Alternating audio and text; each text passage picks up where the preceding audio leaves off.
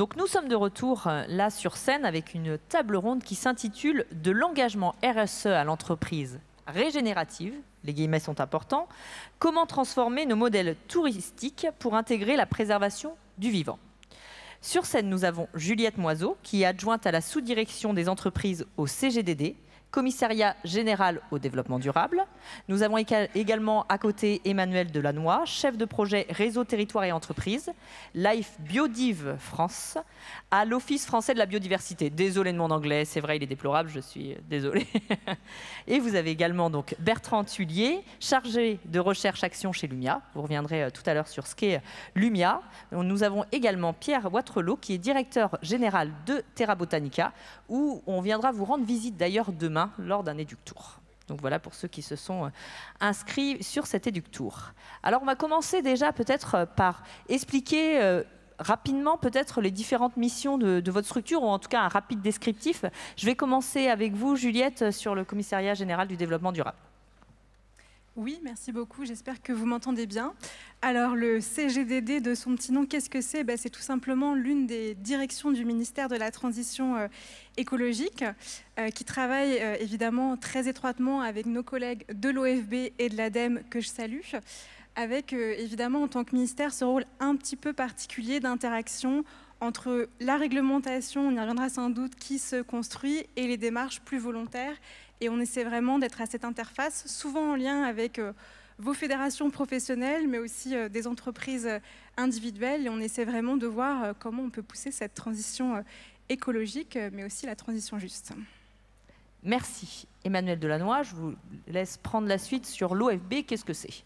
Oui, alors l'Office français de la biodiversité, donc c'est une agence d'État dont la mission est d'appliquer les politiques publiques en matière de biodiversité dans les domaines de la police de l'environnement, évidemment, dans les domaines de la connaissance scientifique et les domaines de la mobilisation des acteurs et de la société. Mais je préfère, plutôt qu'une présentation institutionnelle, donner juste la raison d'être de l'établissement, qui est protéger le vivant, préserver notre avenir. Waouh! Tout de suite, ça pose certaines bases. Ok, on va passer donc à Bertrand Tullier, notamment pour présenter Lumia. Qu'est-ce que c'est? Alors, Lumia est un centre d'innovation stratégique qui est spécialisé sur les modèles économiques régénératifs et le leadership régénératif. Voilà, et donc nous, notre action, c'est vraiment en fait de faire le pendant entre le domaine de la science, ce que nous dit la science, et comment en fait, par la recherche-action, on l'introduit en fait dans le réel, donc dans la pratique des entreprises, des organisations en fait en règle générale. Merci Bertrand, et on va donc finir avec Pierre Watrelot, notamment pour Terra Botanica. Qu'est-ce que c'est, même si on sait un petit peu, mais enfin bon, il faut toujours avoir une présentation rapide. Merci, bonjour à tous. Ravi de voir autant de monde dans cet amphithéâtre, dans le cœur en fait, du végétal, au cœur du territoire angevin, ça fait plaisir. Terra Botanica, c'est quoi? Aujourd'hui, c'est le premier parc du végétal et de la biodiversité. Aujourd'hui, c'est près de 550 000 visiteurs. Ça démontre en fait toute l'appétence de nos visiteurs autour du végétal et de la biodiversité. C'est à la fois une hybridation, même dans tous les sens du terme, l'hybridation végétale, puisque c'est une hybridation entre des codes d'un parc de loisirs et les codes d'un parc végétal, d'un parc botanique, puisqu'aujourd'hui on a plus de 5000 espèces, 500 000 végétaux. Et la caractéristique finalement, c'est de se dire que on sensibilise nos visiteurs au vivant, à la biodiversité, avec un rapport forcément ludique, mais on s'inscrit également dans toute cette démarche de la transition écologique. Et nos collaborateurs, mais également nos visiteurs, sont très attentifs à travers justement cette thématique forte qui a repris en fait finalement une forte appétence depuis post-Covid. Et aujourd'hui, on a le plaisir d'accueillir nos visiteurs et avec beaucoup d'humilité, faire en sorte qu'ils puissent être sensibilisés au vivant, au végétal. Et si en sortant du parc, ils ont la possibilité de découvrir un peu plus, on est ravis. Merci. Alors, on va commencer donc par une définition, enfin on va tenter en tout cas ensemble de le faire, sur l'économie régénérative. J'ai commencé par Emmanuel Delannoy notamment. Est-ce que vous pouvez nous en dire plus justement sur le régénératif? Qu'est-ce que c'est? Oui, alors je ne vais certainement pas faire la réponse seule, et je pense que d'autres compléteront après moi. Et je ne vais pas du tout donner une définition académique ni technicienne. mais plutôt sensible finalement, parce que je pense qu'on a besoin aussi de concilier des logiques un peu techniques et des approches plus poétiques. J'aime bien cette citation de Mark Twain qui dit « Il y a ceux qui voient les choses comme elles sont et ceux qui voient les choses comme elles pourraient être ». Et je pense que la régénération, c'est un petit peu partir de ça, c'est se dire, mais finalement, quel est le potentiel des systèmes vivants au sein desquels nous évoluons. Tariq a défini la biodiversité, donc on ne peut pas parler de régénératif sans parler de biodiversité à tous ces niveaux d'expression. Et la question qu'on peut se poser, c'est est-ce que les écosystèmes qui nous entourent, qui nous abritent, qui nous soutiennent dans nos activités, expriment leur pleine potentialité ? La réponse est non. Aujourd'hui, ces écosystèmes sont fragmentés, sont artificialisés, sont simplifiés à l'extrême, souvent, pour rendre un but précis, un but de production dans une logique de performance. Et en fait, on a perdu tous les aspects que ces écosystèmes pouvaient nous proposer. Mais on pourrait se poser la même question des humains et des organisations. Est-ce que les humains dans les organisations sont en position d'exprimer leur plein potentiel ? Bien souvent, hélas, non. Et est-ce que les organisations qui abritent ces humains sont en capacité d'exprimer leur plein potentiel ? Hélas, non, souvent. Donc finalement, la régénération nous invite à voir les choses d'une manière systémique, à regarder les liens entre les systèmes, les tissus humains et non humains, et à créer des réseaux d'alliances pour régénérer justement ces liens, restaurer cette pleine fonctionnalité, cette pleine capacité d'évolution des écosystèmes et des humains. Bertrand, est-ce que vous voulez compléter les propos d'Emmanuel ? En fait, pas vraiment. Je pense qu'il a dit l'essentiel. La régénération, c'est vrai que c'est une capacité du vivant finalement à s'auto-régénérer quand les conditions sont favorables et quand on n'a pas dépassé certains seuils. Et les limites planétaires dont Tariq a parlé tout à l'heure, on voit bien qu'on a dépassé certains seuils, donc il faut essayer à nouveau de s'appuyer sur le vivant pour revenir en fait en dessous de ces seuils. Et donc on va essayer de réduire les impacts négatifs à ce qu'on appelle les seuils incompressibles, et dans le même temps aller chercher des impacts positifs grâce à ce vivant. Mais en considérant que nous sommes tous faisant partie en fait de la même entité qu'est le vivant, et pas en fait les non-humains d'un côté et les humains de l'autre. De vivre tous ensemble. On parle des limites planétaires, Tariq en a parlé tout à l'heure. Est-ce qu'on peut faire un rappel sur les 9 ? Si une personne souhaite se lancer, pas de problème, sinon j'ai une anti-sèche. Non, je peux me lancer, effectivement, oui, si vous voulez. Donc oui, pardon, mais vous n'avez pas de visuel donc, sur les limites planétaires parce que non, je ne l'ai pas. Bon, alors je ne les ai pas en tête toutes, oui, je rajoute mais effectivement, vous pouvez les citer peut-être, oui, et je rajouterai un point important après. Alors. Ok, alors les 9 limites planétaires. Donc la première, le changement climatique, la deuxième, l'érosion de la biodiversité, la troisième, la perturbation des cycles de l'azote et du phosphore, la quatrième, le changement d'usage des sols, la cinquième, le cycle de l'eau douce, la sixième, l'introduction d'entités nouvelles dans la biosphère. La septième, l'acidification des océans. Effectivement, on est arrivé donc sur cette septième limite qui est dépassée aujourd'hui. La huitième limite, l'appauvrissement de la couche d'ozone. Et la neuvième, l'augmentation de la présence d'aérosols dans l'atmosphère. Et le point que je voulais rajouter, c'est simplement si on prend ces limites les unes après les autres, dans une logique un peu de silo, on est foutu, on n'y arrivera pas. Si on essaye de se demander c'est quoi la priorité, on est foutu, on n'y arrivera pas. En fait, toutes ces limites interagissent les unes avec les autres. Et c'est un point important aussi à comprendre quand on parle de biodiversité, y compris au niveau de l'action dans une organisation. La biodiversité, ce n'est pas un sujet en plus qu'on va vous rajouter, c'est une porte d'entrée vers cette pensée complexe, dans cette pensée systémique dont on a besoin aujourd'hui. Et cette approche systémique, c'est la seule qui nous permettra de gagner le combat contre les limites planétaires. Alors justement, là on parle de définition, mais comment on se dit demain, je souhaite me lancer sur un modèle régénératif, comment je commence en tant qu'entreprise touristique ? Allez-y, Manuel. Alors déjà, on commence par un état des lieux. On commence par un diagnostic. Et il n'y a pas de bon plan d'action sans diagnostic. Et d'ailleurs, la personne qui a posé une question tout à l'heure pour dire on n'a pas d'outils, on ne sait pas mesurer, etc. Alors c'était à peu près vrai il y a 25 ans. C'est plus tout à fait le cas aujourd'hui. On a quand même pas mal d'outils, on a pas mal de ressources. Donc venez nous voir, notamment sur le stand de l'OFB, sur le stand de BPI France aussi pendant les pauses.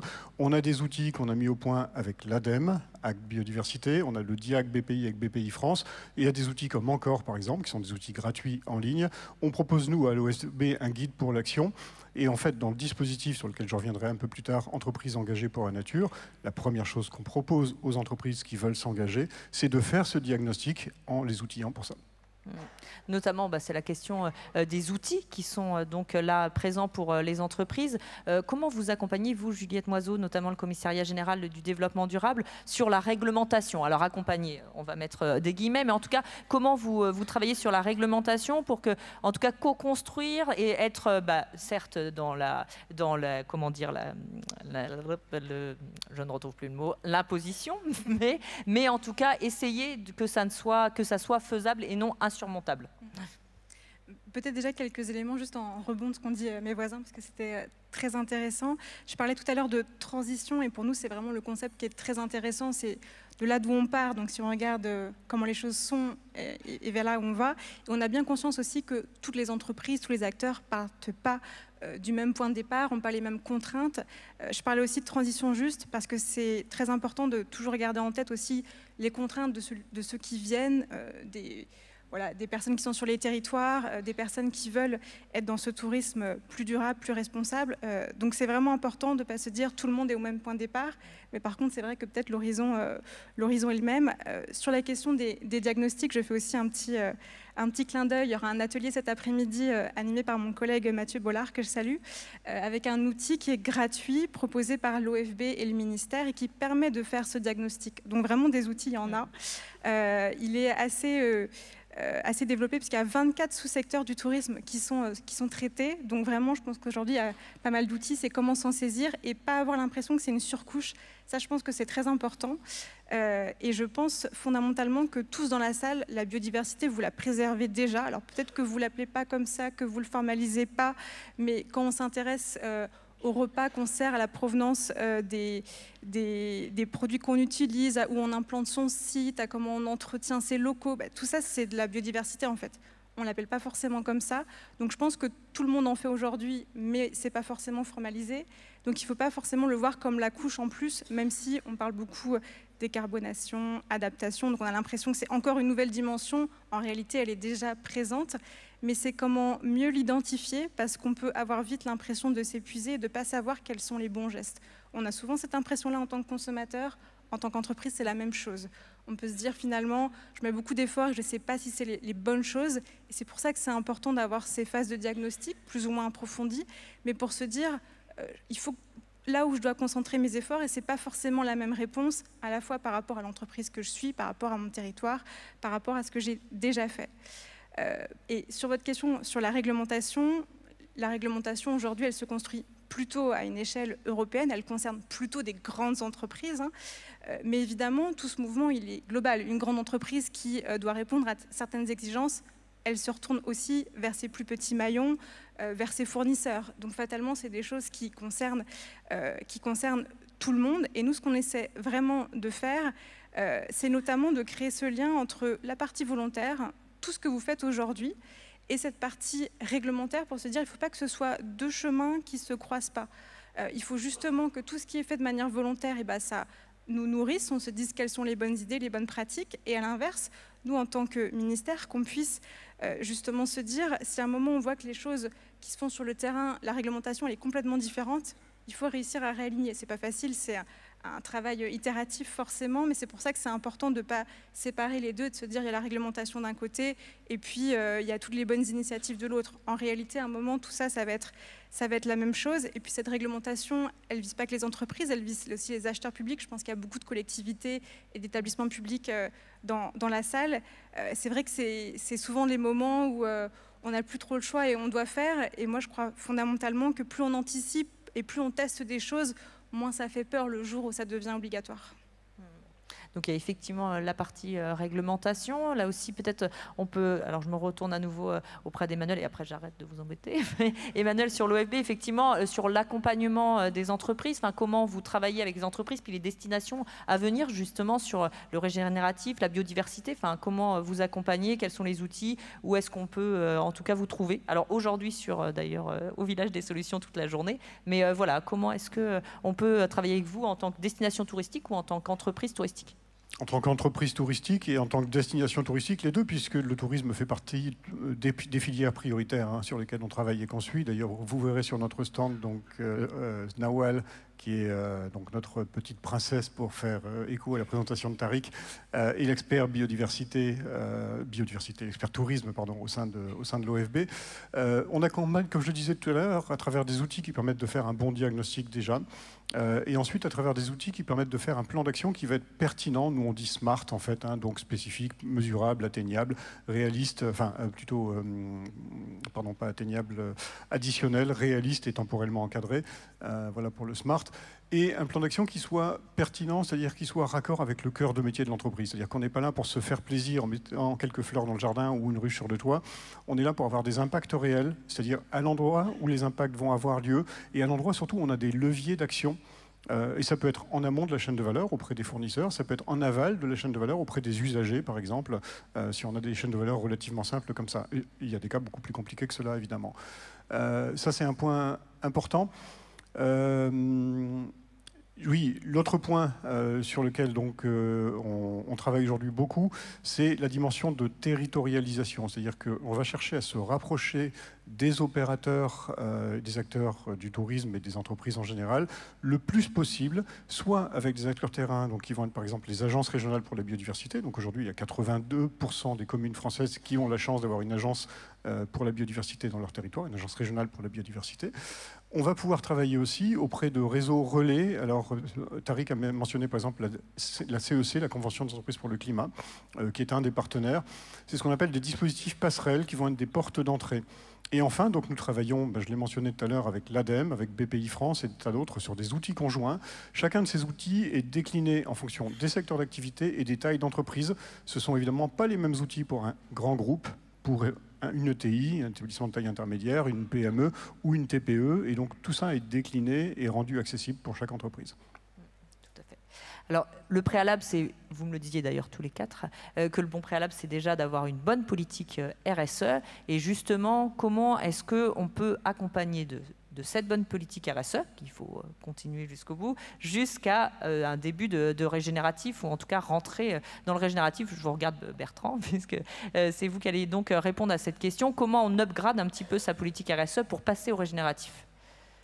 Alors déjà, ce qui est important, c'est qu'effectivement, on va faire un mouvement, plutôt deux mouvements, qui vont être concomitants. Et ces deux mouvements, c'est le premier, c'est celui que vous avez dit, c'est-à-dire celui de la RSE. C'est-à-dire que quand on va vers le régénératif, on n'oublie pas de réduire les impacts négatifs. Et il faut absolument le faire. Même si, en faisant le deuxième mouvement, on va chercher des impacts positifs en s'appuyant principalement en fait, sur la biodiversité, sur le vivant. Donc c'est vraiment en fait deux mouvements concomitants. Et quand on dit en fait que l'on va upgrader la RSE, c'est peut-être aussi d'aller jusqu'à ce que les scientifiques appellent le seuil incompressible, c'est-à-dire un seuil qui est défini justement par la science comme étant en fait l'ultime effort que l'on peut faire avec les solutions actuelles dans un contexte économique actuel. C'est-à-dire qu'en fait, on va mettre en œuvre tous les moyens qui vont permettre de réduire ces effets. Voilà. Par contre, il y a toujours des effets. On a parlé du transport tout à l'heure. Le transport, c'est très difficile et on n'aura pas d'impact positif, en tout cas connu, sur ce transport. Donc il y a un économiste, Loïc Stéphan, qui parle en fait d'activités maudites. Il y a quelques activités où il y aura de toute façon toujours des impacts négatifs. Donc cela, effectivement, ce que l'on peut faire, c'est les réduire au maximum. Et ensuite, en fait, s'engager vers cette démarche d'impact positif, en s'appuyant effectivement sur la biodiversité, en créant les conditions qui vont permettre à la biodiversité d'exprimer son plein potentiel. Ça a été rappelé par Tariq. C'est vraiment ça l'essentiel.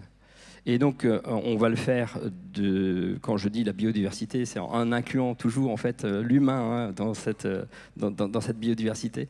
Donc, c'est vraiment quand on fait nous-mêmes en fait, le clivage entre le social et l'écologique, finalement, on a déjà en fait, un défaut en fait, de conception mentale, puisqu'on fait déjà en fait, la séparation entre les deux. Et pourtant, la biodiversité, c'est quelque chose qui est global. Et donc, on n'a pas, en fait, d'intérêt à séparer les choses. Et puis, quand on regarde finalement le potentiel humain, ce que disait aussi Emmanuel tout à l'heure, eh bien, on a aussi ça à faire. C'est-à-dire qu'en fait, on a une triple fracture, la fracture de soi à soi. Déjà, en fait, voilà, Tariq, quand il nous posait la question, c'est quoi le vivant qui est en moi? La fracture du soi aux autres. On est moins en relation en fait avec les autres, humains comme non humains. Et puis donc voilà la relation en fait au plus grand que soi et à la biosphère en règle générale. Merci. Pierre, donc voilà, quand on s'est dit ça, effectivement, le point de départ de Terra Botanica, c'est effectivement d'avoir une politique RSE extrêmement fournie. Est-ce que vous pouvez nous présenter quelques actions que vous faites au sein de Terra Botanica? Alors, on peut peut-être mettre votre slide d'ailleurs. Et puis, vous allez nous présenter quelques actions RSE et comment est-ce qu'on essaye de s'éveiller au régénératif? Alors, juste avant, je voudrais, parce que le débat est passionnant et surtout, on voit bien qu'à un moment donné, on parle, le premier sujet, c'est le diagnostic, effectivement. Savoir où on est et où est-ce qu'on peut aller. Et où est-ce qu'on peut aller, finalement, dans une entreprise ou pour les collectivités, mais surtout pour les entreprises, puisque je témoigne en tant qu'entreprise. Le sujet, c'est également d'embarquer l'humain et d'embarquer les équipes, puisque ça ne se fait pas seul. Alors effectivement, pour Terra Botanica, ça peut paraître une évidence, et pour autant, en étant le parc du végétal et de la biodiversité, et pour autant, le travail qui a été réalisé par la RSE, pour la RSE, est un travail colossal, et surtout par rapport à notre impact. Aujourd'hui, les parcs de loisirs, au global, ont un impact négatif important. Avec 500 000 visiteurs par an, entre la gestion de l'eau, entre les déchets, entre l'énergie, il y a forcément une correspondance entre cette vision, en tout cas RSE, et notre modèle économique. Donc, je pense qu'il faut aussi réintégrer en fait, des éléments très pragmatiques entre une entreprise qui a un modèle économique et effectivement entre les très grandes entreprises ou les PME. Les curseurs sont différents, mais pour autant, sans doute que la bonne stratégie, c'est d'embarquer l'ensemble des équipes, faire en sorte qu'à un moment donné, cette politique RSE et ce début régénératif soient intégrés dans une politique globale et qui soit partagée par tous, à tous les niveaux de l'entreprise, pour faire en sorte qu'on puisse avoir des actions concrètes.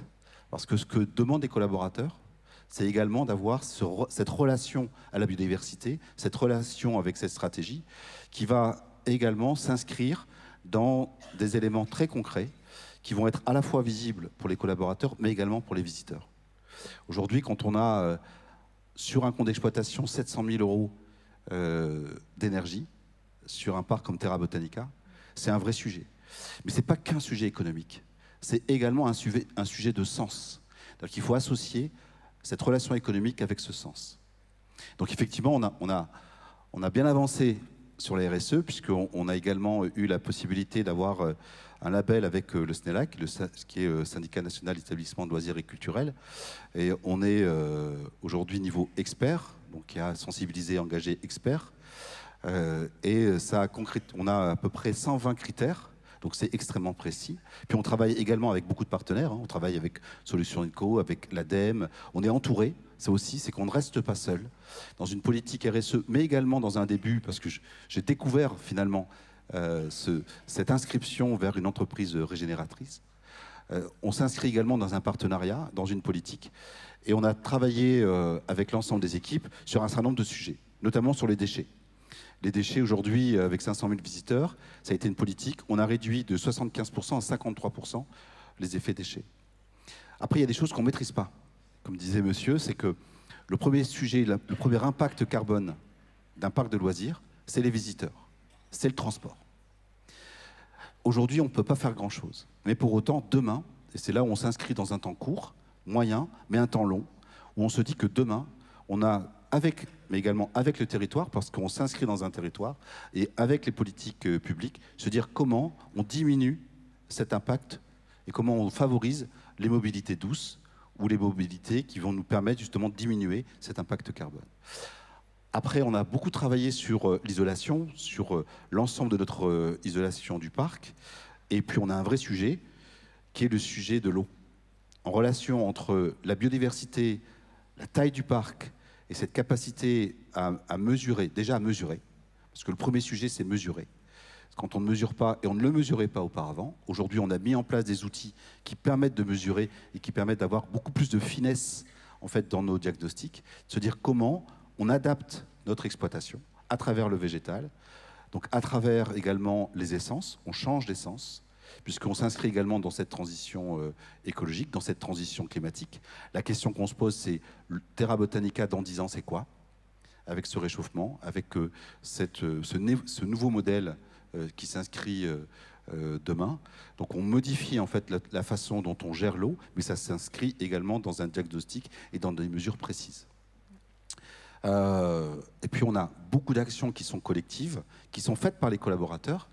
On a travaillé également sur les bâches de parc. Ça paraît anecdotique, mais on a énormément d'utilisation de bâches, et ces bâches ont été transformées en pochettes qu'on propose également à nos visiteurs en boutique. Donc on est vraiment dans une recherche de continuité d'un cycle de reconversion. Et c'est ce qu'on fait également avec l'ensemble du matériel. On achète, on vend et on fait une journée. On a des collaborateurs qui organisent chaque année, donc c'est des actions très concrètes, finalement un marché du recyclage qui permettent de vendre ou alors de vendre en fait une partie de notre matériel qu'on n'utilise plus. Donc ça rentre entièrement dans cette politique globale. Et puis on a quelques petits sujets un peu plus anecdotiques, mais qui sont également intéressants. On est l'un des premiers sites à avoir intégré la réutilisation d'urine pour nos végétaux, hein, puisque c'est un système azoté. Alors ça paraît anecdotique, mais tout ça fait partie d'une stratégie globale. Et je pense que ce qui est important, c'est d'embarquer l'ensemble des équipes. On a créé des ambassadeurs. On a 10 ambassadeurs qui travaillent en transversalité sur l'ensemble des équipes pour sensibiliser et surtout pour suivre. C'est-à-dire qu'aujourd'hui, on peut avoir une stratégie, mais comment on la décline? Comment on fait en sorte qu'elle puisse être bien appliquée? Alors, pour l'instant, on essaye en tout cas, parce qu'il y a quand même beaucoup d'humilité dans tout ça, hein. On essaye d'avoir une politique RSE, et puis on met un pas, effectivement, sans doute, et on commence à faire un pas dans une forme d'entreprise régénérative. Voilà. Alors on le voit, effectivement, il faut avoir une bonne base de politique RSE, de bon travail déjà en interne. Et comment après on s'ouvre à l'extérieur à être pleinement intégré dans un écosystème? Comment on travaille ça et comment on passe de l'un à l'autre, de l'entreprise RSE vers l'entreprise, je rajoute des guillemets, régénérative. Et vous m'expliquerez peut-être, Emmanuel, pourquoi les guillemets, pourquoi on ne parle pas d'entreprise régénérative, mais plutôt d'un système au global. Peut-être vous pouvez nous dire quelles sont les clés, en tout cas, de ce bon travail déjà en interne, qui est une bonne base, pour ensuite passer au régénératif et rentrer dans un écosystème à part entière. Alors effectivement, c'est un point qui est important, mais je l'évoquais déjà tout à l'heure, hein. On va chercher avec le régénératif des alliances, parfois inattendues, parfois improbables, parce que finalement, on travaille sur quelque chose qui est un bien commun. On n'a pas encore parlé jusqu'à présent, mais finalement, c'est de se dire la biodiversité est un bien commun, les services rendus par les écosystèmes dont a parlé Tariq, ce sont des biens communs dont on bénéficie tous.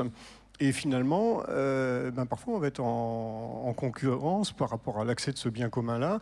On va puiser dedans comme si c'était une réserve inépuisable, et puis un jour, on arrive, on gratte le fond du coffre, là, il n'y a plus rien dans les caisses. Qu'est-ce qu'on fait pour remplir ce commun, pour réinvestir finalement dans ces biens communs? Et ça, c'est un peu un angle mort de l'économie actuellement telle qu'elle est pensée. Et donc aujourd'hui, qui dit bien commun, dit gestion en commun, et d'où la nécessité de travailler en alliance.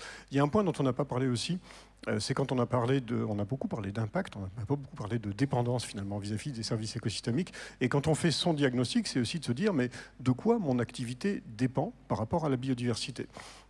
On a parlé de l'eau, alors c'est intéressant parce que le tourisme Il se trouve que par malchance, les touristes ils viennent dans les territoires surtout au moment où on a le moins d'eau, c'est-à-dire en été. Et donc c'est le moment où les consommations d'eau augmentent. Ah, qu'est-ce qu'on fait?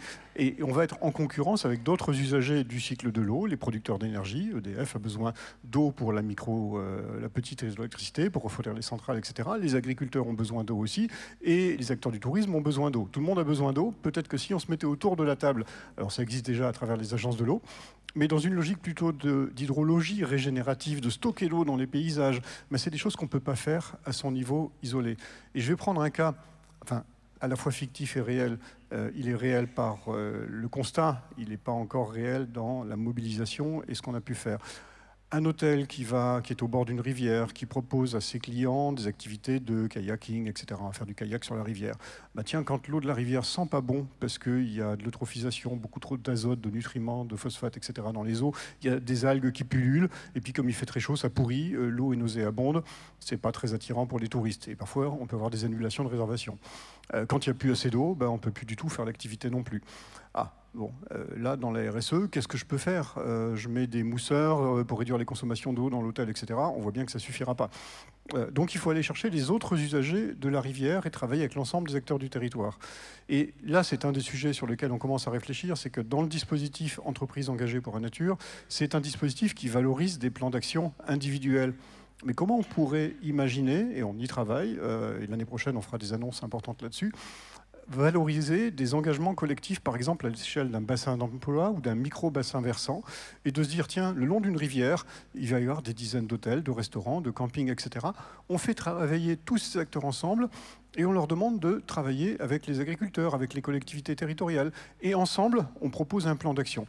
Toute cette ingénierie de projets, c'est quelque chose que nous pouvons outiller, que nous pouvons accompagner et aider pour que justement ces projets à la bonne échelle territoriale puissent émerger et qu'on passe justement de l'action individuelle qui est essentielle à cette action collective qui aura réellement un impact sur les territoires.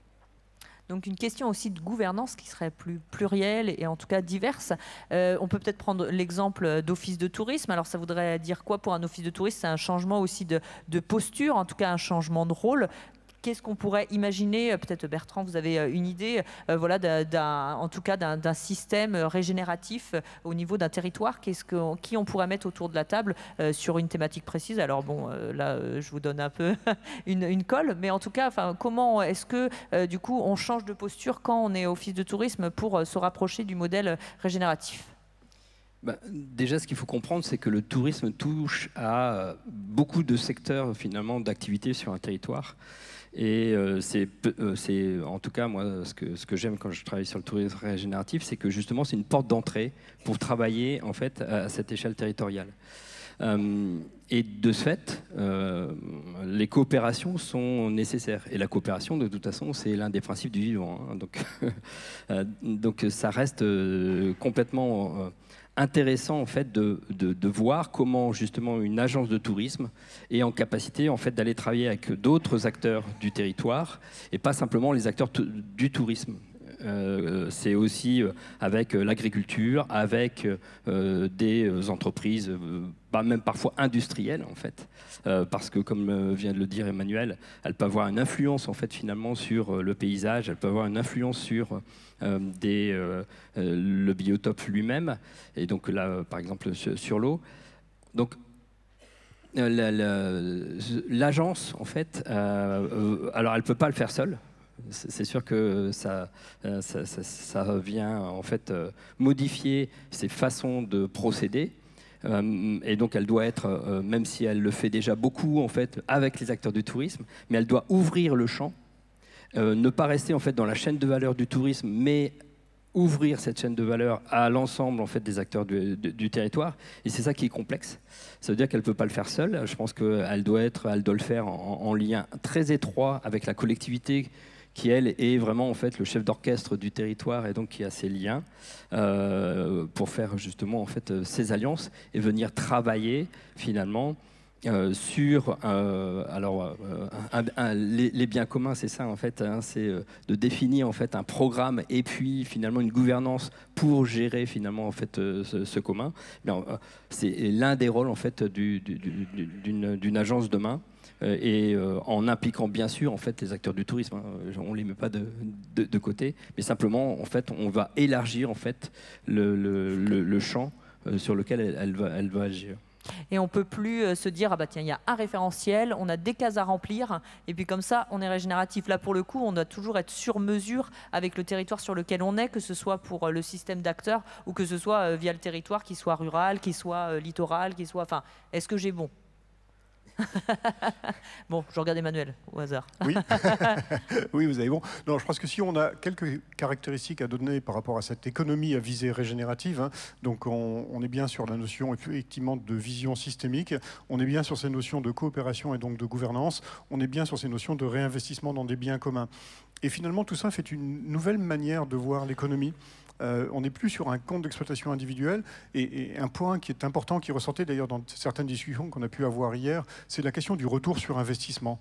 Il n'est pas facile à mesurer dans une entreprise les actions qu'on va faire en faveur de la biodiversité. Parce que souvent, le retour sur investissement, il va être collectif. Ça, c'est quelque chose qu'on ne sait pas bien mesurer. Et donc là, il y a peut-être un travail à faire, à accompagner aussi. Effectivement, c'était ma question suivante. Comment on concilie justement le développement économique et la préservation de la biodiversité? Peut-être avec Pierre, comment on concilie justement la préservation de la biodiversité et puis le développement économique? Vous nous avez apporté quelques pistes tout à l'heure, mais... Alors, on est peut-être un modèle un peu particulier. Terra Botanica est un modèle parce que la relation à la biodiversité, ça fait partie de l'ADN du parc. Donc, et ça fait partie intégrante de notre modèle économique et de notre compte d'exploitation. Et pour autant, il y a sans doute une démarche, et je suis d'accord sur le fait qu'on n'a pas forcément une première vision héroïste. Et je ne suis pas certain que dans un premier temps, il faille l'avoir. Bien sûr qu'on a un système d'exploitation qui nous conduit finalement à avoir une rentabilité, qui est nécessaire, mais dans la stratégie ou même dans l'amont, cette relation héroïste, elle peut avoir le défaut, déjà, de ne pas ouvrir le champ du possible. Puisque si on est systématiquement dans un rapport économique, ça nous ferme dans l'innovation. Et ce n'est pas forcément les bons arguments qu'on peut entendre dans un regard de projet. Et pour autant, on peut l'avoir, et il faut l'avoir à un moment donné. Et je suis sensible sur le niveau de cette relation héroïste en interne, mais également dans un ensemble d'un écosystème, dans l'ensemble de l'écosystème. Je pense que beaucoup d'activités touristiques, que ce soit des parcs, des hôtels ou des structures, font partie d'un écosystème global, et que finalement les actions qu'on mène et qu'on doit peut-être mener effectivement de façon collective pour avoir une vie globale, c'est sans doute la deuxième étape. La première étape sur la relation RSE, on embarque déjà une entreprise, une structure, on est plutôt entre soi. Je suis d'accord, on est plutôt d'abord dans un premier temps entre soi, même si on a des partenaires qui nous accompagnent. Et la seconde étape, c'est sans doute d'avoir cette vision globale pour avoir une prise de conscience et une connaissance de ce que le voisin ou ce que l'ensemble du territoire peut apporter dans cette démarche. Et permettant justement d'avoir une vision un peu économique, mais il ne faut pas la réduire à ça. Elle est importante, mais il ne faut pas la réduire à ça. Oui, si je peux juste, pour le coup, en tant qu'économiste, maintenant parler un petit peu de ça, je pense que c'est important aussi de remettre l'économie à sa place. L'économie est un moyen de faire des choses, mais on a beaucoup parlé de la gouvernance, et là, c'est plutôt un moyen dont on fait des choix collectifs et comment on les remet en œuvre. Il y a une histoire qu'on raconte souvent, et on s'est rendu compte que le récit était erroné et on l'a réinterprété après. Alors c'est l'histoire un peu classique des monts Catskills qui alimentent, donc c'est le bassin versant qui alimente la ville de New York en eau potable. Il y a eu un grand débat sur est-ce qu'on met une centrale d'épuration parce que l'eau arrivait trop chargée en nitrates, en nutriments, etc. Et il fallait l'épurer avant de la distribuer. Ou il y avait l'alternative qui était de restaurer les écosystèmes du bassin versant.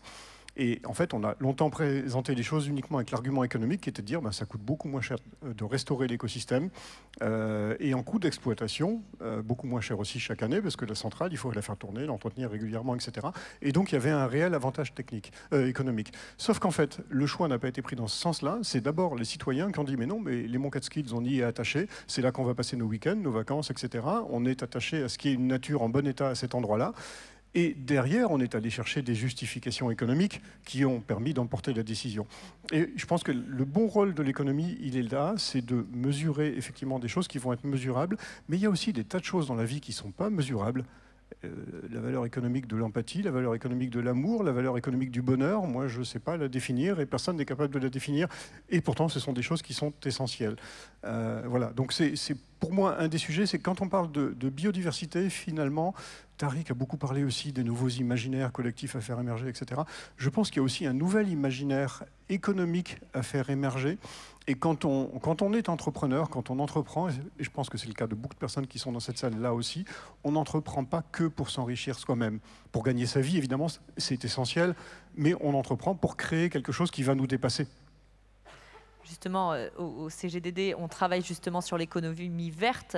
Est-ce que vous pouvez nous en dire plus là-dessus? Enfin, comment l'État accompagne la transition là-dessus, sur la finance, d'avoir une autre vue?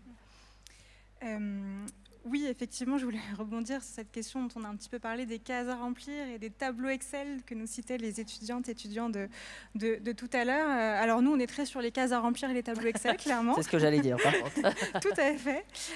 Mais il y a un intérêt à ça, c'est que ça crée un langage commun pour parler à quelqu'un dont on n'a pas parlé, c'est les banquiers et les investisseurs. Parce qu'aujourd'hui, voilà, quand on est une entreprise, je pense que dans la salle, vous êtes... L'argent, malheureusement, ne pousse pas comme ça à côté. Donc, ce langage commun, il est quand même nécessaire et il se fait, oui, à travers des tableurs Excel, des choses qui sont assez normées, qui peuvent paraître pas forcément très proches de la biodiversité de nos discussions. Et pourtant, c'est extrêmement important. Parce que sinon, ce qui se passe aujourd'hui, c'est que chaque banque, chaque investisseur, elle a son propre tableau, sa propre façon de voir les choses, qui n'est peut-être pas toujours la bonne. Et donc finalement, avoir ce langage commun entre entreprises, alors c'est pas facile, hein, il y a beaucoup de discussions au niveau européen sur ça, sur ce qu'on appelle, nous, le reporting extra-financier. C'est comment je fais du reporting, pas sur la partie financière, mais bien sur la partie environnementale, sociale et la gouvernance. C'est pas facile de se mettre d'accord sur les métriques, mais à la fin, une fois qu'on est d'accord, on parle quand même tous de la même chose, et donc on peut comparer les entreprises aussi entre elles. Et ça c'est important. Et je pense que pour les entreprises qui font beaucoup aujourd'hui d'efforts, c'est important de ne pas avoir l'impression finalement qu'elles sont pénalisées dans ce système parce que le langage commun, qui n'est pas aujourd'hui commun, les pénalise. Donc pour moi, ça c'est quand même assez fondamental. Et ce langage commun, il est important pour un second acteur, à mon sens. C'est les touristes, les consommateurs, les visiteurs, enfin, on peut les appeler comme on veut. Et ça, c'est la question aussi du greenwashing, qui est quand même un sujet, je pense, à évoquer. Ce qu'on perçoit dans les enquêtes, et les enquêtes qui sont faites chaque année par l'ADEME notamment, alors pas forcément spécifiquement sur le secteur du tourisme, mais qui montrent à la fois qu'il y a une très forte envie d'avoir plus d'informations sur l'aspect environnemental, social, enfin, tous les citoyens qu'on est, on a envie d'avoir plein d'informations sur les produits, les services qu'on nous propose, et en même temps, il y a une défiance. Il y a aujourd'hui, je crois que c'est plus de 51% des personnes interrogées qui disent « je n'ai pas confiance dans ce que les entreprises me disent ». Ça, c'est un problème. Parce que ça veut dire que l'entreprise qui, de bonne foi, se revendique à des revendications, peut-être que ça ne va pas être perçu comme ça par le consommateur, le touriste en face. Et puis une entreprise qui, à côté, peut-être exagère un petit peu ses engagements, elle va être considérée au même niveau. Donc pour nous, et c'est vraiment un sujet fort qu'on porte, c'est la lutte contre le greenwashing, mais c'est aussi pour les entreprises parce que c'est permettre de créer des conditions équitables de traitement. Et ça nécessite aussi d'avoir un langage commun, ça nécessite aussi pas mal de pédagogie parce que c'est pas forcément évident de s'y retrouver dans tous les concepts. On a des outils aussi, un guide très bien fait du Conseil national de la consommation qui est fait pour les entreprises, pour s'y retrouver dans qu'est-ce que je peux dire. Le point essentiel, c'est en fait d'être en capacité de prouver ce qu'on avance. C'est assez simple, hein, c'est de dire je suis sincère et ce que je dis, j'ai des preuves tout simplement. C'est pas juste du marketing, c'est quelque chose. On mesure la sincérité. Voilà. Ça c'est très important. Et puis il y a d'autres dispositifs qui existent, dont un que je voulais citer en particulier, c'est des labels notamment publics qui sont là pour nous aider à repérer des choses. Alors ils ne font pas tout, mais ils sont quand même très aidants. Et aussi dans ce qu'on peut percevoir comme la complexité de tous les enjeux environnementaux, ça permet de cibler les choses plus simplement. Il y a notamment l'écolabel européen. Alors je n'ai pas apporté d'image, mais c'est la petite fleur avec, voilà, j'imagine que vous voyez, qu'on retrouve sur un certain nombre de produits, aussi des services, notamment les hébergements touristiques. Il y a ma collègue de l'ADEME, Céline Schauer, qui est là dans la salle et qui, voilà, je lui lance un petit, qui sera à disposition aussi pour vous expliquer comment ça marche. Il y a des aides de l'ADEME pour se faire labelliser, et c'est vraiment un label public reconnu. Donc voilà, on peut se servir de ces outils, et encore une fois, ça permet de créer de la confiance, et ça pour moi c'est essentiel dans les relations investisseurs-entreprises, entreprises-consommateurs et aussi collectivités territoriales, et on a besoin d'avoir des référentiels communs pour ça. Est-ce que vous avez des indicateurs extra-financiers à Terra Botanica, justement, Pierre? Justement, on a intégré depuis le 1er février le groupe Looping, qui est le premier opérateur européen de parcs de loisirs, dont l'investisseur principal, c'est Pay Partners, qui est l'ancien fonds PNB Paribas. Et aujourd'hui, ce reporting, on voit bien que ce reporting extra-financier est extrêmement important. En tout cas, il fait partie intégrante de la valorisation de l'entreprise. Et je suis complètement d'accord sur le fait qu'on a besoin d'un référentiel pour justement avoir cette capacité de mesurer nos actions et de répondre aux exigences de partenaires financiers pour qui, aujourd'hui, ce reporting financier prend de plus en plus de place. Il y a 10 ans, on n'en parlait pas. Aujourd'hui, ça peut prendre jusqu'à 15 points dans le cadre de la valorisation d'une entreprise. C'est beaucoup. Ce qui veut donc dire que cette exigence de ce reporting extra-financier conduit aussi à un point de vigilance fort par rapport à notre politique et par rapport à notre stratégie pour éviter justement d'avoir cette distorsion entre un reporting extra-financier et un rapport opérationnel qui conduirait à ce qu'à un moment donné, on puisse être considéré comme faire du greenwashing. D'autant plus qu'on a un élément important, qui est sans doute le plus important, c'est le regard que nos clients, que nos visiteurs portent sur la stratégie. Parce que, et d'ailleurs c'est la raison pour laquelle aujourd'hui, Terra Botanica, notre communication sur le sujet est encore assez prudente. Parce qu'il ne s'agit pas de faire de fausses promesses. Et qu'à chaque fois qu'on fait quelque chose, même si c'est une stratégie de petits pas, parce qu'on reste une PME, cette stratégie de petits pas, quand elle conduit à une communication auprès de notre public, on doit être certain que toute la chaîne de valeur est respectée. Pour éviter justement à un moment donné qu'il y ait un effet boomerang qui soit dévastateur. Donc effectivement, c'est le fait d'avoir un reporting extra-financier est important parce que ça nous permet d'avoir un référentiel. Mais également, il faut que c'est une relation directe avec notre politique concrète sur le terrain, auprès des collaborateurs. Mais ça devient aujourd'hui un élément essentiel dans la gestion d'une entreprise. Merci. On va peut-être pouvoir mettre la slide qui explique voilà, de comment on passe un peu de la RSE au modèle régénératif, notamment derrière, voilà, juste ici, notamment. Alors, en fait, aujourd'hui, on change un peu de paradigme, en tout cas sur le tourisme, parce qu'à un moment, on se disait, le tourisme durable, voilà, on propose des produits aux touristes, ils vont aller un peu câliner les arbres et ça va être bon, et on va être destination verte. Alors, comment est-ce que, du coup, justement, le régénératif change les choses et est beaucoup plus holistique que ce qu'on pouvait proposer sur le tourisme durable? Alors, Bertrand, désolé, à chaque fois, c'est pour vous l'école. Non, pas de souci. Déjà, en fait, l'idée du tourisme régénératif, c'est de venir régénérer les écosystèmes et régénérer les communautés humaines locales. Donc, ça veut dire que le tourisme, on va essayer de l'impliquer dans des actions de régénération et donc de le faire passer peut-être d'une posture de consommateur, une posture d'acteur, finalement, en fait, voilà. Et dans tout ça, on va essayer, parce que ça c'est peut-être un peu le Graal, mais en tout cas c'est ce qui est recherché dans le tourisme régénératif, c'est aussi que ce soit transformationnel. C'est-à-dire que les personnes qui viennent finalement en fait, s'impliquer dans la régénération d'un territoire puisse également repartir en ayant inscrit en elle suffisamment en fait, d'éléments, je dirais, personnels pour pouvoir réinvestir ça en fait, dans leur propre lieu de vie.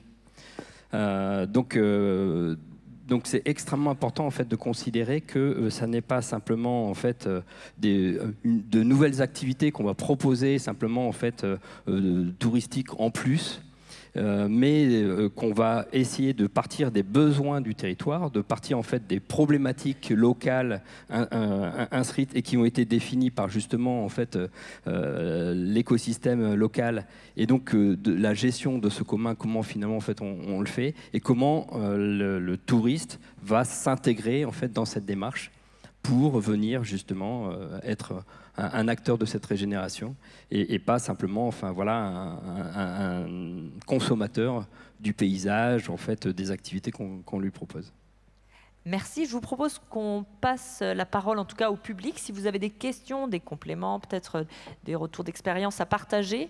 Alors il y a 2 micros, je vois quelqu'un qui lève la main, donc qui est à fond. Je vous propose de vous lever. Une fois que vous avez le micro, nom, prénom, aussi le nom de votre entreprise ou de votre collectivité. Et puis, vous pouvez poser votre question.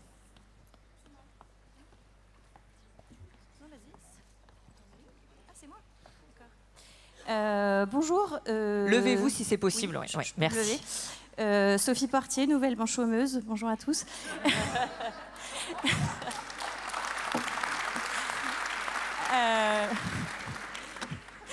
Bon, ça fait rire certains, ça nous fera peut-être moins rire dans quelques jours. Mais non, ma question, c'est... Enfin, je reviens sur le schéma de BPIFrance. Ça met quand même un petit doute sur la théorie du donut, le régénératif. Enfin, est-ce qu'on n'a pas un peu trop de concepts à un moment et qu'on ne perd pas un peu les gens en route? Voilà, c'est ma question. Alors voilà, le pavé dans la mare. Pour qui? Je vais essayer de répondre. Quand on vise la régénération, on vise aussi finalement l'espace sûr et juste qui est défini dans le donut. Maintenant, pour une entreprise, c'est parfois difficile et les ODD sociaux ne répondent pas toujours. En tout cas, en fait, on a un décalage entre les ODD sociaux et puis finalement les objectifs de l'entreprise. En tout cas, c'est ce que l'on va rechercher. Donc, on est à la fois dans comment finalement, en proposant les conditions aux vivants d'exprimer son potentiel, on va pouvoir justement utiliser les services de régulation pour revenir sous les limites planétaires, et comment finalement, dans ce que l'on propose, dans aussi le développement humain, eh bien, ça permet de répondre aux minimums vitaux en fait, dont chacun a besoin pour avoir une vie digne. Et c'est vrai que c'est pas toujours aisé en fait de pouvoir réaliser en fait les 2 sujets, mais on voit bien qu'il y a des liens en fait très forts, des interdépendances entre la partie sociale et la partie écologique, et c'est pour ça qu'on parle de redirection socio-écologique ou de régénération socio-écologique. Oui, peut-être. Juste un petit complément pour vous dire effectivement qu'il ne faut pas s'arrêter au concept. C'est ce que je disais tout à l'heure. Je pense que tous dans la salle, vous faites déjà des choses pour préserver la biodiversité. Alors on peut faire sans doute plus, mieux, ça... Mais vous le faites déjà et continuez à le faire à vos échelles, sans s'arrêter toujours au concept. Je pense que pour moi, ça c'est un message essentiel. Après, effectivement, les réflexions collectives, elles évoluent. On voit que les choses bougent au niveau institutionnel, économique et qu'on progresse dans la réflexion. Mais je pense que pour une entreprise qui agit au jour le jour, voilà, il ne faut pas qu'elle se sente dépassée par, effectivement, par tout ça et qu'elle se dise « je fais déjà des choses ». Et je pense que ce qu'on n'a pas dit aussi peut-être, c'est que c'est notamment vrai pour les entreprises du tourisme, c'est vrai pour toutes les entreprises, mais encore plus pour celles du secteur touristique. C'est aussi une question de pérennité d'activité. Enfin, je pense que vous le voyez tous les jours, la biodiversité, c'est intrinsèquement lié à ce que vous faites. Ça, je pense que vous en êtes conscient, même si, encore une fois, peut-être que vous n'appelez pas ça biodiversité ou nature ou vivant. Enfin, il y a plein de terminologies avec leurs avantages et leurs inconvénients. Je pense qu'il faut se lancer, il faut faire, et en plus, vous êtes déjà en train de le faire. Peut-être, oui, voilà. La question suivante. Oui.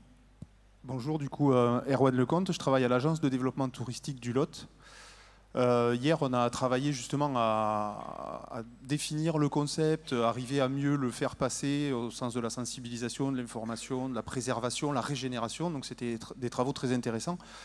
On entend beaucoup parler d'impact positif et négatif et je pense qu'aujourd'hui, pour revenir sur ce que disaient les élèves tout à l'heure, la problématique du tableau Excel a d'énormes impacts négatifs.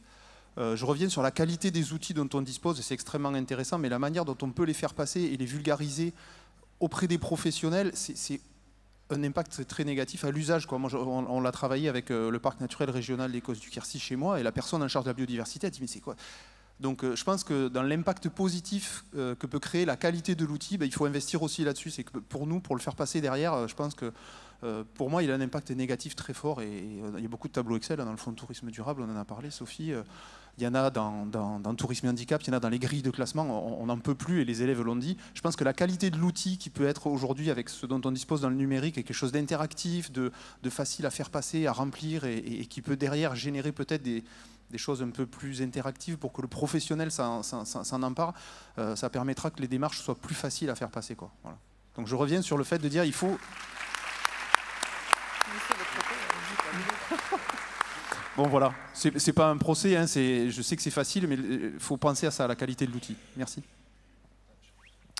Peut-être une réponse. Je me permets juste une expérience. À Terra, on a mis en place une politique RSE il y a 3 ans. Je pense que si on avait présenté l'ensemble du référentiel du SNELAC, qui représente un fichier Excel avec 128 critères, auprès des équipes, j'aurais eu aucune capacité à mener la politique. Donc ça, effectivement, vous avez raison. C'est qu'un outil, ça passe pas par un fichier Excel. C'est qu'un outil qu'on utilise a posteriori, presque. Mais en amont, il y a sans doute effectivement une sensibilisation, donner du sens. Effectivement, quand on voit cet outil, ça peut être rébarbatif, mais c'est pas forcément le premier, en tout cas, élément, et c'est sans doute à travailler très en amont sur qu'est-ce qu'on veut faire, où est-ce qu'on veut aller, sur comment on travaille sur l'accompagnement de l'ensemble des collaborateurs sur le sujet. Et ensuite, au bout du bout, il y a ce fichier Excel qui retraduit des éléments concrets, mais à mon sens, ce n'est pas vraiment le tableau de bord à utiliser. Je suis d'accord avec vous. Est-ce qu'il y avait d'autres questions tout là-haut? Tout là-haut, oui. Oui. Ah, ou là-bas. Une question par ici. Je vois pas. Oui, je voulais... Oui, je suis par ici. Voilà. Oui, bonjour. Pardon. Bernard Germain, Comité de développement Loire-Othion. Je voulais vous demander quelles actions vous mettez en place ou éventuellement quels outils vous disposez pour lutter contre la destruction de la biodiversité par l'agro-industrie. La destruction du vivant par l'ensablement des sols, la destruction des paysages par leur plastification, la destruction de la santé par les pesticides, il me semble, et même la destruction de l'emploi par des main-d'œuvre très éloignées, la destruction de l'emploi local, des main-d'œuvre très éloignées qui ne sont pas sensibilisés à la responsabilité car ils sont de passage. Donc je voulais vous demander quelles actions vous mettez en place contre ces méfaits de l'agro-industrie qui grèvent considérablement le tourisme durable de nos régions.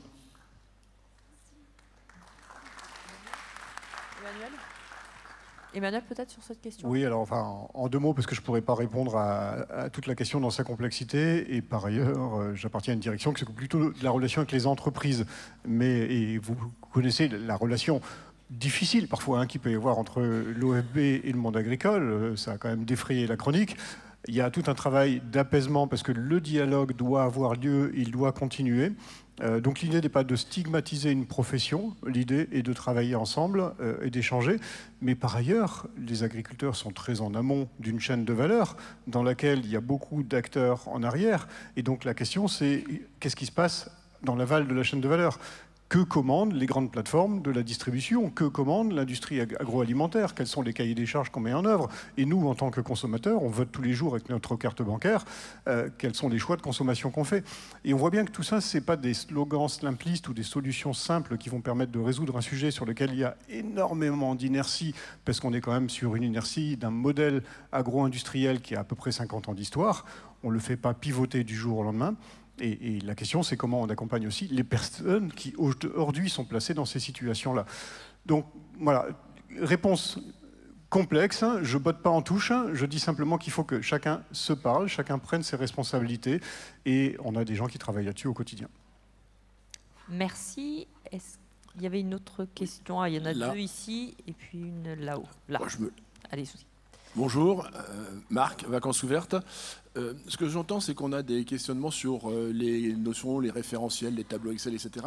Mais à un moment, est-ce qu'il ne serait pas intéressant d'aller chercher d'autres types de référentiels, dont les outils de l'économie de la fonctionnalité, qui peut être amené à apporter d'autres clés de lecture? Et je reviens sur un élément extrêmement important, c'est que nos activités sont liées à quelque chose d'un peu impalpable qui s'appelle le bonheur.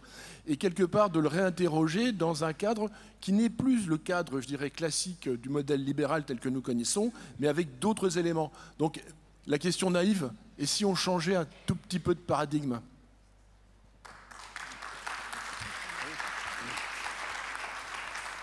Je veux bien répondre à la question, puisque je vous l'ai dit, le cœur de notre métier, c'est les modèles économiques. Et Christophe Sampels, qui a créé Lumia, il a beaucoup travaillé sur les modèles, mais comme toi, Emmanuel, d'ailleurs, sur les modèles de l'économie de la fonctionnalité et de la coopération.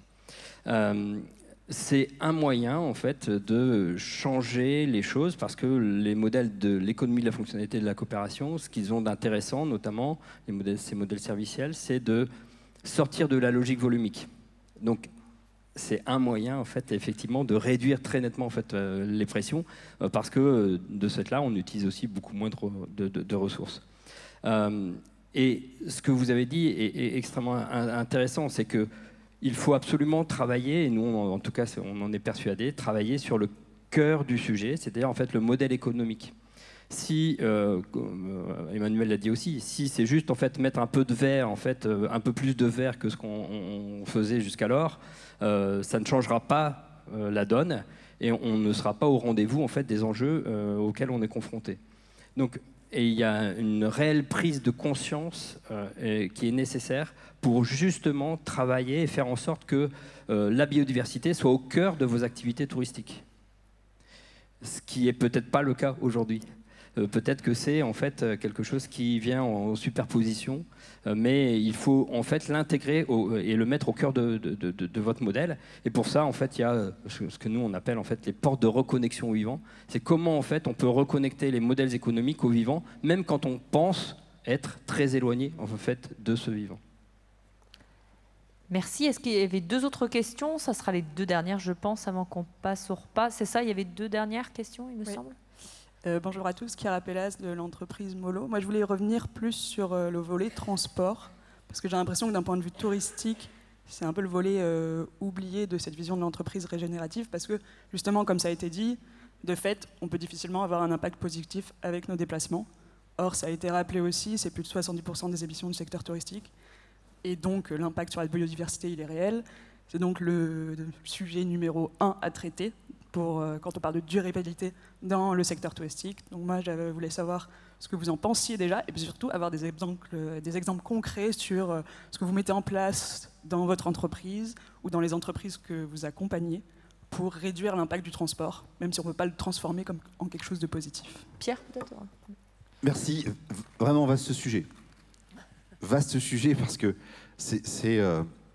aujourd'hui, on peut travailler en interne sur la mobilité de nos collaborateurs, déjà, pour réduire l'impact, à travers de la mobilité tous, mais ça reste marginal par rapport au nombre de visiteurs qui viennent. Je vais citer Terra, sur les 500 000 visiteurs, on en a 85% qui viennent en voiture. C'est comment aujourd'hui on fait en sorte de diminuer cet impact. Alors justement, on peut pas le faire seul. La façon dont on peut travailler et dont on travaille, c'est déjà dans le premier cercle avec les collectivités pour favoriser les transports en commun, pour favoriser l'utilisation de la mobilité douce. On avance, mais tout doucement. Et ensuite, il y a l'autre sphère, l'autre cercle, qui est plutôt lié aux grands transporteurs nationaux, type la SNCF, avec lequel on doit travailler beaucoup plus intelligemment pour faire en sorte qu'à un moment donné, le rapport de yield, par exemple, soit plutôt favorable à ce qu'à un moment donné, les visiteurs, nos familles, puissent utiliser le train plutôt que leur voiture. Ça reste encore aujourd'hui des amorces. Et le chemin est encore un peu long pour justement éviter cet impact auprès de nos visiteurs. Et pour autant, ça sera sans doute le chemin qu'on va devoir prendre dans les années à venir. Mais ça demande également du changement, un rapport sociétal au transport qui nous échappe un peu. Et donc on est vraiment dans un écosystème très large. Aujourd'hui, c'est le constat qu'on peut faire. Ah oui, Juliette? Non? Peut-être juste un tout petit complément sur cette question, alors qui ne répond pas à l'intégralité de l'enjeu transport, mais c'est l'enjeu quand même de communication, enfin publicité, marketing, qu'est-ce qu'on... Et notamment parce qu'il y a des offices de tourisme qui sont présents. Donc comment on valorise aussi un tourisme plus local, des opportunités différentes. Enfin, je pense que c'est un enjeu extrêmement important. Comment, sur le site internet d'une entreprise de tourisme, on met en avant effectivement le fait de pouvoir venir à vélo, en tramway. Enfin, il y a toutes ces choses-là aussi qui peuvent être faites. Et vous disiez enjeu numéro 1. Alors nous, au ministère, qui travaillons avec beaucoup de secteurs différents, on dit à chaque secteur, il faut aussi se concentrer sur là où vous avez la main. Évidemment, il y a des dialogues et des ponts à faire, mais il ne faut pas non plus se dire je ne peux pas le faire parce que le secteur d'à côté il ne fait pas l'effort qu'il faut. Finalement, tout le monde doit y aller. Il y a des coopérations à créer, mais vraiment pas être découragé, mais se dire il faut aussi que je vois là où je peux agir, quelles conditions je peux créer. Et l'enjeu de communication, il est très important, je pense, du côté touristique. Merci. Il y avait donc une dernière question. Oui, bonjour, pardon, vous avez tous hyper faim. Je m'appelle Aurélie Roux, je suis directrice de la Cité du Chocolat et de l'ancrage territorial pour la Maison Valrhona. Non, mais dites-nous pas ça, alors voilà, qu'on va passer dans la Drôme. Moi, j'ai pas vraiment une question, j'ai une réflexion. On s'est mis sur la voie d'une visée régénérative après avoir participé à la CEC, d'ailleurs avec les équipes Lumia, il y a 1 an et demi. Et aujourd'hui, on a bien pris conscience que l'échelle d'action était celle du bassin versant. Chez nous, ce bassin versant, c'est une toute petite rivière qui s'appelle la Bouterne, sur lesquelles on est nombreux à agir. Et moi, j'ai un vrai sujet, c'est celui de la gouvernance partagée et des financements. On va aller vers des partenariats publics-privés pour régénérer, travailler en hydrologie régénérative, en paysage régène autour de cette petite rivière. Mais comme c'est le sujet de tout le monde, quand il s'agit de payer, c'est le sujet de personne. Et pour moi, c'est là aussi qu'on vous attend, les agences publiques. Enfin, moi, je viens purement du secteur privé. C'est nous aider à aller chercher dans ces gouvernances multiparties prenantes les sous là où ils sont. En fait, déjà, on ne sait pas faire, travailler ensemble, les acteurs publics et privés, ou on ne sait pas bien faire. C'est très dur, nos temps sont différents. Et moi, on me demande de m'intéresser à des dossiers de financement. Moi, je sais gérer un PNL, à peu près une performance extra-fille, parce qu'on travaille dessus. Mais quand il s'agit de compléter ce genre de dossier, on est perdu. C'était vraiment, à ce stade, la limite de l'action, elle commence à être là. Je veux juste faire ce partage-là, parce qu'une fois qu'on a compris, OK, l'échelle sérieuse, c'est celle du bassin versant. Sur le bassin versant, je ne suis pas tout seul. Donc, je vais aller chercher la Comcom, je vais aller chercher l'OFD, je vais aller chercher des copains. OK, on va se mettre autour de la table, on va essayer de travailler ensemble. Et à un moment, il faut payer. Il faut payer des études d'écologue, il faut payer des études de paysage, il faut faire bouger la mobilité. Et ce n'est pas du tout sans espoir. Ce que je veux dire, c'est que nous, on doit beaucoup apprendre. Et ça remet en question nos formations. Donc, je pense aux étudiants qui étaient là. Et si vous avez des réponses sur ces financements, je suis preneuse, parce que, en fait, c'est une monstre galère, de chercher les sous sur ces sujets. On boit un verre d'eau. Donc, alors je ne sais pas, Emmanuel, Juliette, puisque la question vous est adressée. Je ne vais pas répondre sur le financement parce qu'on ne distribue pas de subventions aux entreprises, à l'OFB. Par contre, on est capable de financer de l'ingénierie de projet. Et donc, ce à quoi je faisais allusion tout à l'heure, la nécessité de monter une ingénierie de projet, une gouvernance à l'échelle de l'action qui va être territoriale ou celle d'un bassin versant, pour reprendre votre exemple, ça suppose tout un accompagnement des acteurs et une ingénierie de projet que ça, on sera capable de financer. Et donc, stay tuned, comme on dit, on fera des annonces l'année prochaine, en début d'année prochaine, sur ce sujet-là. Aider à aller chercher, en tout cas, d'autres partenaires, c'est là. Tout à fait. Et par ailleurs, il va y avoir des gens, on parle de public-privé, il y a des gens qui sont prêts dans le secteur privé à financer ce genre d'action parce qu'il y a des vrais retours sur investissement et je pense aux énergéticiens, mais pas seulement eux, aux banquiers aussi qui gèrent beaucoup de risques et donc de l'argent, il va y en avoir, je ne dis pas à flot, hein. Il faudra l'utiliser avec beaucoup de précautions, à bon escient, mais il y a des choses à faire. Je voudrais juste, le mot de la fin, vous partager une pépite. Il y a un mot qu'on n'a pas beaucoup entendu, et pourtant on l'entend souvent quand on parle de biodiversité, c'est le mot de contrainte. Alors la contrainte, dans le vivant, quand on parle de biomimétisme, par exemple, un principe fondamental, c'est de dire la contrainte, ça n'existe pas, la contrainte, c'est une opportunité de se transformer. Dans les principes de la permaculture, c'est pareil, on intègre les limites et les contraintes, on en fait des opportunités de changer, de réfléchir autrement. Et alors hier, ce que j'ai entendu et qui a fait ma journée, et j'espère que ça fera la vôtre aussi, c'est une personne qui doit être dans la salle d'ailleurs, qui est membre du réseau ATD, qui m'a dit, mais pour nous, la biodiversité, c'est pas des contraintes, c'est que de la joie. Ok, c'est joli. Merci.